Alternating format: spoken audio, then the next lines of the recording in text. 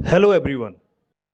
AHC academy में NEET repeaters and foundation की classes start हो चुकी हैं। बहुत बच्चों ने रजिस्टर कर लिया हुआ है और क्लासेस अटेंड करनी स्टार्ट कर दी हैं। सीट्स बहुत लिमिटेड हैं। जल्दी से जल्दी AHC एकेडमी विजिट करें। MIM पार्टी के महाराष्ट्र के सदर उनका एक मैसेज आया है कि वो मालेगांव आ रहे हैं और जो बम ब्लास्ट में शहीद हुए थे उनके घर जाएंगे, उनसे मुलाकात करेंगे। लेकिन कहीं ना कहीं देखने में यह आ रहा है कि फैसला आने के बाद जो पार्टी के यहाँ के उनके उम्मीदवार हैं MLA, वो अभी तक उनसे मिलने नहीं गए और पार्टी के सदर उनसे मिलने आ रहे। क्या कहेंगे?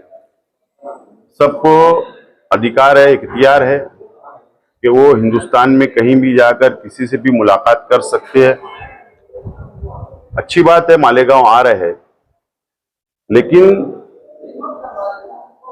अगर इम्तियाज जलील साहब मालेगांव शहर आ रहे हैं तो पहले उन्होंने अपने MLA से उनकी क्लास लेना चाहिए। MLA साहब की क्लास लेना चाहिए कि MLA साहब उनकी पार्टी के यहां पर है।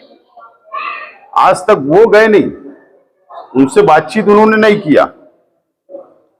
इसका मतलब MLA साहब नुमाइंदगी नहीं कर पा रहे, कमजोर है। इसके लिए इम्तियाज जलील साहब को यहाँ आना पड़ रहा है। MLA साहब तो सापुतारा घूमे नहीं, MLA साहब सापुतारा घूमे, देवबंद घूमे, दिल्ली घूमे, वो घूमने के लिए ही MLA बनते हो। शहर में रहने के लिए कभी आपने देखा कि MLA बने? अभी हम किस काम से यहाँ पर आए? शहर की आवाम को राहत मिले, फायदा पहुंचे, उनकी तकलीफ हमने यहाँ पे रखी है। कभी आपने देखा कि उन्होंने मसाइल लेकर आए गरीबों के, शहर की आवाम में? कभी नहीं, सिर्फ घूमने के लिए। उन्होंने पहले कहा था, जब पहले MLA बने थे, कि नागपुर असेंबली इजलास पिकनिक पॉइंट है, तो उन्होंने आप पूरा 5 साल पिकनिक करने का फैसला कर लिया। ऐसा तो नहीं है कि प्रकाश अंबेडकर इसमें इन्वॉल्व हो रहे हैं, तो और आपको ये लग रहा है कि कहीं ना कहीं महाराष्ट्र का मुस्लिम वोट सरक ना जाए, इसके लिए इम्तियाज जलील को भेजा जा रहा है?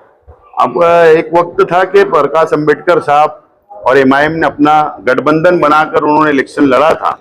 अगर उनका आपसी झगड़ा हो सकता है कि एक दूसरे का कोई इख्तिलाफ होगा, डर होगा, तो ये बड़े लोगों की बड़ी बात है, सियासत है। हम छोटे लोग हैं, हम शहर में काम करना चाहते हैं और हम काम कर रहे हैं।